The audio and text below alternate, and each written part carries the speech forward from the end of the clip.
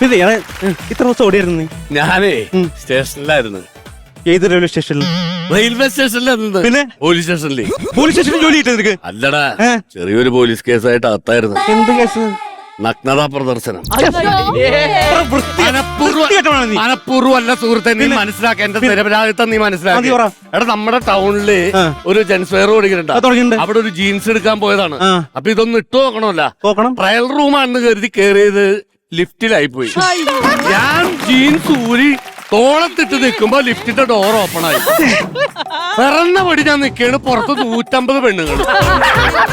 എന്റെ പൊന്നു, അപ്പൊ ജോക്കിയാ അലക്കി പോലീസ് എടുത്തിട്ട് അലക്കി. എന്റെ പൊന്നു, ഭയങ്കര കഷ്ടമാണ്. നിന്നെ സമ്മതിക്കണം. നിന്നെ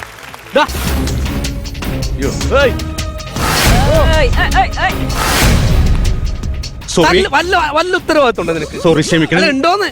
സോറി, ക്ഷമിക്കണം. തരാൻ ഞാൻ ക്ഷമിക്കണം. പൈസയുടെ കാര്യമാണ് അത്. താൻ ആദ്യം ചിന്തിക്ക്. അല്ല, ഞാൻ ഈ തന്റെ പിറകെ നടക്കണോ പൈസ ചോദിച്ചോണ്ട്? അതൊക്കെ കാല് പിടിക്കണോ? പിടിക്കണമെങ്കിൽ പിടിക്കാണ്ട് തരാ, പ്ലീസ് തരാ. എന്തിനാ എന്നെങ്ങനെ ടെൻഷൻ അടിപ്പില്ലേ? തരാം. അപ്പൊ ശരി, കാശില് കയ്യിൽ വെച്ചോണ്ടായിരുന്നു കളി അല്ലേ? ആളെ ചിറ്റിക്കാൻ വേണ്ടി. ഇനി ഇത് ആവർത്തിക്കരുത് കേട്ടോ. ഇല്ലില്ല, ഞാൻ പറഞ്ഞിട്ടില്ല.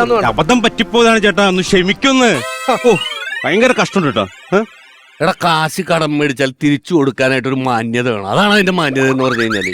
നീയും കണക്കാണ്, ചെവിക്കല് തെറിച്ചു പോയത് നിന്റെ അച്ഛനും കണക്കാണ്. കാശ് മേടിച്ചാ കൊടുക്കൂല. അവൻ എന്റെ കയ്യിൽ നിന്നാണ് കടം മേടിച്ചത്. ഇന്നലെ അവൻ വീട്ടിൽ വന്ന് കരഞ്ഞ് കാല് പിടിച്ചു പറഞ്ഞു അവന്റെ കൊച്ചിന് സുഖമില്ലെന്ന് പറഞ്ഞു. അപ്പൊ 1000 രൂപ വേണമെന്ന് പറഞ്ഞു. അപ്പൊ ഞാൻ പറഞ്ഞു നാളെ തരാന്ന് പറഞ്ഞു. ഇപ്പൊ വന്ന കാശ് മേടിച്ചോണ്ട് പോണ പോക്കാണ് അവൻ. കാശ് കടം മേടിക്കാൻ വന്നിട്ട് പോയതാണ്. ആന്ന് എന്ത് താർച്ചയോടാ അവന്. സമ്മതിക്കണല്ലോ.